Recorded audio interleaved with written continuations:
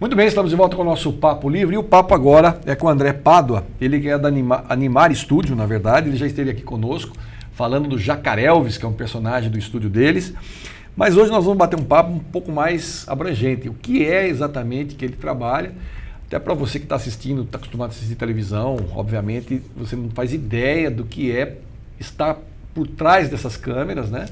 E quando o assunto é animação, é a coisa um pouquinho mais complicada. André, obrigado pela participação. Eu que agradeço. Vamos começar contando como é que vocês começaram a trabalhar, você começou a trabalhar com animação. Legal, obrigado. Bom dia, boa tarde, boa noite para quem está assistindo. Legal. Bom, eu venho do desenho, então no começo da minha história ali com desenho, sempre desenhei desde pequeno, coisa e tal, e fazia caricaturas em eventos, caricaturas para noivos, vários tipos de caricatura. E aí, essa coisa de ilustração, caricatura, ilustração para livro, tudo tal, eu fui meio naturalmente evoluindo para o caminho da animação. E aí, na faculdade, eu fiz artes plásticas, e aí na faculdade eu conheci meu sócio, e a gente montou o Animar Studio, né? E aí o Animar Studio é um estúdio de animação 2D, então a gente trabalha fazendo desenhos animados, seja para algumas séries, seja para curtas-metragens, para vídeos de treinamento, para clipes infantis, que é uma coisa que a gente gosta muito, até como você comentou, né? O Jacarelvis é um personagem que veio dos clipes infantis. São clipes animados, tudo tal, com músicas educativas.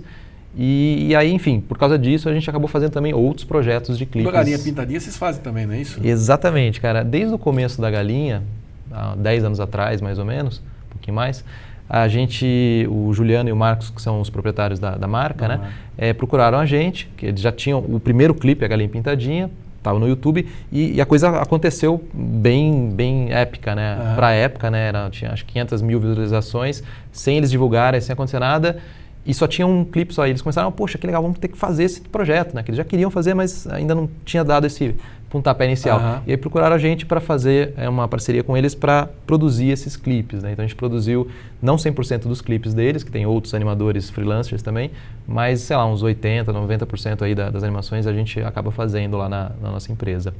Eu e o Thiago, que é meu sócio, o Thiago Saad, né? E qual é a estrutura de vocês lá? O que é que vocês usam para fazer a animação? Porque, tudo bem, no começo você começou na unha, e agora como é que você faz? Você vai direto para o computador, a animação é feita tudo no programa? Legal.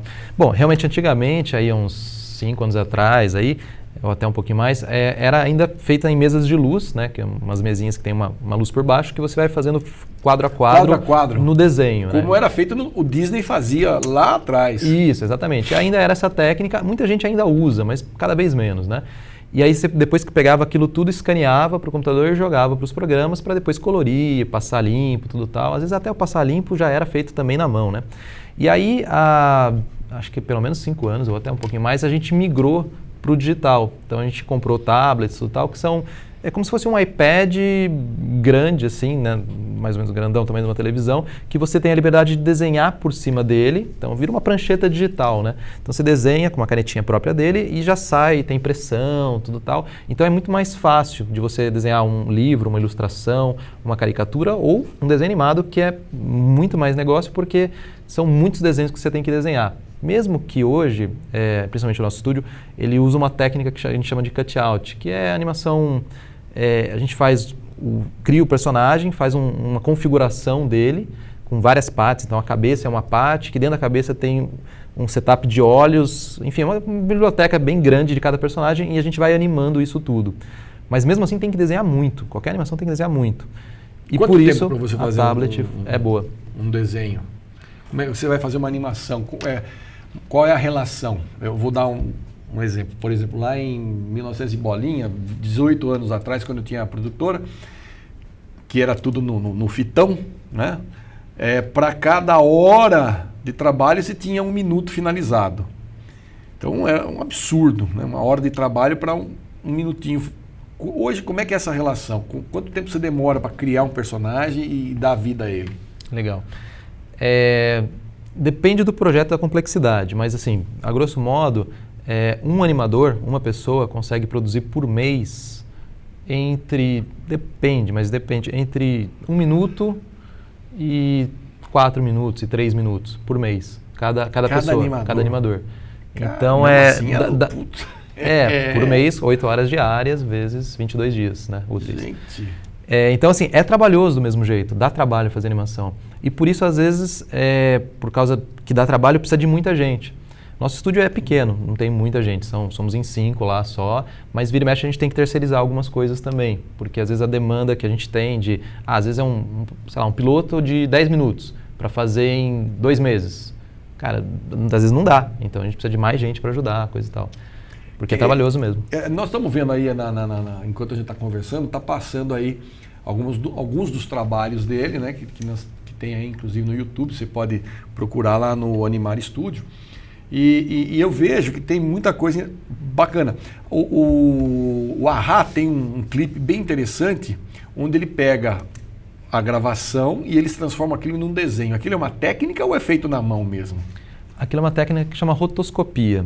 É filmado anteriormente, grava tudo bonitinho, e depois algum artista, seja numa tablet ou na época do A-ha, imagino que não tinha essa parada de isso tablet. Isso devia ser na unha.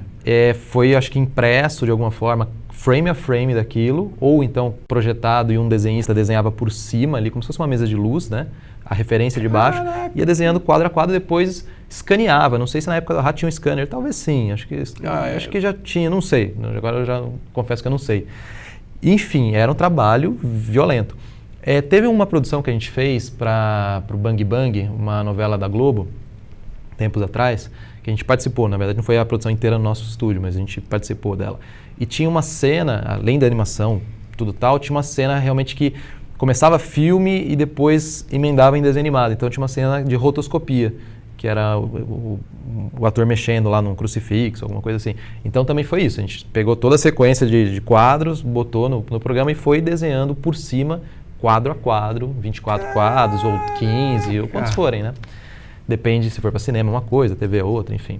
Mas dá trabalho mesmo. Por isso que o Full Animation, que a gente chama, né, a animação quadro a quadro, de você realmente desenhar quadro a quadro tudo, hoje em dia existe, fica muito bonita, é muito bacana, mas ela é muito custosa, mais ainda do que isso que eu falei de 1 minuto, 2 minutos por mês por animador. Às vezes, uma animação quadro a quadro, realmente muito hardcore, assim, tipo Princesa e o Sapo da Disney e tudo tal, consome, sei lá, 2 anos, 500 pessoas, saca? Alguma coisa assim. Caraca. E a gente vê que, por exemplo, se você pegar para analisar, eu, se eu não me engano, acho que o Rei Leão foi o último, foi o divisor de águas que a partir dali a Disney começou a fazer em 3D, começou a usar outra tecnologia. Ou a partir dele já era outra tecnologia. Porque você imagina fazer um filme de 1h30, 2 horas, frame a frame. É algo bestial. É um pouco surreal, mas ainda existe essa técnica e a técnica é usada. Até eu acho, desculpa corrigir, mas o Princesa Sapo ele é posterior ao Rei Leão, né? Ele é mais recente e foi feito na técnica 2D. Mas realmente a Disney, a DreamWorks, todas essas grandes migraram totalmente para o 3D e de vez em quando surge uma produção 2D, né? Até teve uma produção brasileira 2D bem bacana, que eu acho que é uma história de amor e fúria. Foi há uns 2, 3 anos atrás. Mas são projetos épicos. Independente de ser 3D ou 2D, você fazer um longa para competir com o mercado internacional, tudo tal, cara, é bem interessante. Aqui nós temos, por exemplo, aqui no Brasil, nós temos o Maurício de Souza, que é uma potência. É uma potência, né? Que sempre foi. E mesmo assim ele faz os filminhos deles de 2, 3 minutinhos, nunca mais do que isso. Eu me lembro, acho que de um longa ou 2 que ele tenha feito. Isso bem lá atrás. E esse mercado agora, nós comentávamos aqui que nós estamos tendo bastante abertura para o mercado nacional, principalmente as TVs pagas, né, os canais por assinatura, eles têm que ter um percentual ali da programação dele nacional. E isso está abrindo espaço para muita gente. Para o desenho animado também? Com toda certeza. Depois que teve essa lei aí, né, que tem acho que 20% mais ou menos da programação. Acho que é 30%, 30% agora. Eu acho que começou em 15%, depois foi aumentando, né? Acho que foi isso. Porque no começo tinha mais necessidade do que realmente coisa pronta, né? Isso abriu com certeza o mercado para produção de curtas e principalmente séries de TV e animação. Então, por exemplo, Meu Amigãozão rolou por causa disso e enfim... o Peixonauta, Escola para Cachorro, tem vários outros aí que eu não estou esquecendo agora, mas pipocou várias séries. Todas elas meio viabilizadas com um pouco de ajuda do Fundo Setorial do Audiovisual ou da Lei do Audiovisual, enfim, porque são produções... A série de TV, por exemplo, eles falam de você ter no mínimo meia temporada pronta para começar a pensar em comercializar. Meia temporada são 23 episódios de 11 minutos. Então, se a gente for fazer um cálculo grosseiro, são, cara, várias horas, vários longas, né? Uhum. Isso vezes o valor do minuto, tal, são projetos bem épicos mesmo, de vários milhões de reais, né? Quanto custa um minuto de um ilustrador aí, de um desenhista? Na verdade, assim, uma média, né? Paga. O mercado, geralmente, mercado dentro de uma empresa, uma produtora de animação, custa entre 6 e 15 mil um minuto. Um minuto de produção. Digo isso porque, assim, full animation é muito mais caro, um cutout muito simples é mais barato, então varia, né, assim, mas é mais ou menos por aí. A própria Ancine, junto com o PROAC, esses mecanismos de incentivo fiscal, eles balizam o valor de 10 mil por minuto. Não quer dizer que o animador ganhe isso. Mas 10 mil é o minuto pronto, é o roteirista, é o som, é o músico, é o animador, é o storyboarder, é todas as... Assim, para fazer um programa todas as peças que você precisa para montar aquele desenho, isso. Você tem, na média, 10 minutos. 10 mil minutos. Se você for pensar pelo número de profissionais envolvidos, não é um valor muito grande. Não. Pelo geralmente, número de profissionais envolvidos, sim, uma série, por exemplo, uma série dessas que a TV Pinguim faz, o Peixonal, tudo tal, realmente são, sei lá, 50, 100 pessoas trabalhando juntas ali. Então, assim, é uma galera, assim, é bastante gente, né? Não, mas eu digo, 10 mil reais por minuto, se você pegar o número de pessoas, vamos imaginar que você vai ter um desenhista, isso aqui para fazer aí 1 minuto. Se você pegar 10 mil e dividir com esse pessoal aí, o custo mais os impostos, né? Não é uma coisa que pode se chamar lucrativa, é uma coisa que custa caro fazer, mas não necessariamente quem faz é remunerado à altura do talento. Essa é uma percepção que eu tenho, não sei. Eu acho que assim, dá para trabalhar com animação, né? Você pode trabalhar dentro de uma produtora, recebendo um salário fixo, ou como freelancer, então você pode abordar algumas produtoras de animação, não só uma. Então, como hoje em dia tudo é digital, né, nesse mercado de animação 2D e 3D também, você pode trabalhar freelando para uma produtora de Campinas, como a minha, uma de Indaiatuba, uma de Brasília, uma do Chile, uma da Austrália. Enfim, você não tem barreira mais. Você pode até terceirizar coisa com a China, se você quiser, com algum chinês que te contrate, ou vice-versa, né? Enfim. Aliás, tem um site no Fiverr, na internet, que quando você precisa de alguma coisa assim, meio que bate pronto, você vai lá e fica pesquisando, ou é uma animação, ou é um comercial, uma dublagem, ou qualquer coisa assim. Você paga um X, tudo bem que é meio linha de produção, né? O que ele faz para um, ele faz para todos, né? Não é uma coisa muito exclusiva, mas para quem precisa de um negócio de bate pronto, eu recentemente lá eu precisei de uma animação, o cara na Índia, paguei $25, o cara mandou ali para mim, para que servia naquele momento, estava ótimo. $25, uma vinhetinha de não sei das quantas. Tá cheio, ele só, o que ele faz? Ele pega a sua logomarca e põe num monte que ele tem ali. $20. Mas em 2 dias está na sua mão e resolve o seu problema no primeiro momento. Até porque o cliente não tem verba para mandar fazer. Então você tem que trabalhar com recurso. Então você apela para esse tipo de situação, de ferramenta que tem no mercado. Sim. E aí é um cara na Índia, um cara na China, um cara na Coreia. Pode ser até no Brasil também. Até mesmo no Brasil. Sim.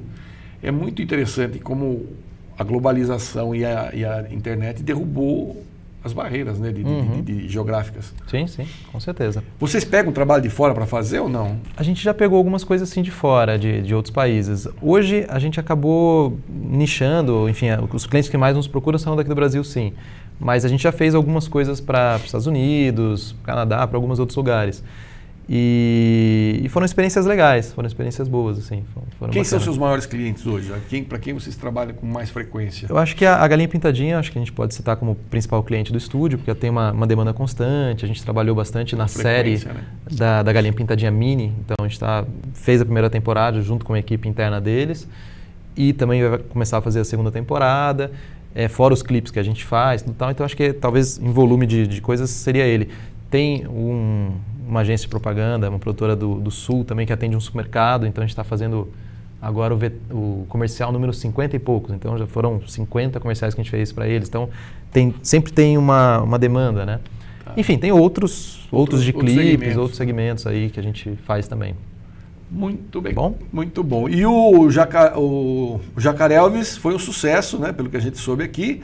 Qual é o projeto de vocês para o Jacarelvis agora? Legal. Bom, então depois da circulação do musical que a gente está fazendo, né? Que teve aqui em Indaiatuba, vai ter também em São Paulo, Jundiaí, Barueri, tudo tal. Então a gente estamos nos mexendo bastante, na verdade, já vamos começar a produzir o DVD número 3 do Jacarelvis, com novos clipes. Então tem o DVD 1, o 2 e o 3. Então a gente vai começar a produção. Entre começar a produção e realmente ter o produto pronto, vai aí um ano e pouquinho assim, né, de produção. Mas é isso. Então tem isso, tem outras coisas, mas acho que o principal foco agora é a produção do DVD 3. Aí. Perfeito. André, obrigado pela participação. Foi muito prazer falar com você. E é sempre gostoso a gente saber como é que funciona esses bastidores, porque a gente às vezes assiste desenho, filme e tal, não faz ideia de como é feito esse trabalho. E aqui o André deu uma palhinha para nós do que é fazer desenho animado, fazer animação no Brasil. Obrigado pelo carinho da sua audiência, eu fico por aqui, a gente se vê no próximo encontro. Até lá, fique com Deus, muita paz, não desliga a TV, nós temos mais programação da TV Indaiá rolando na sua telinha. Tchau. É bom ter esse cronômetro, né? Mas senão a gente vai falando, de repente é 1 minuto, 10 minutos, de repente já são 20. E você se perde. E aí também você consegue dar ritmo na entrevista.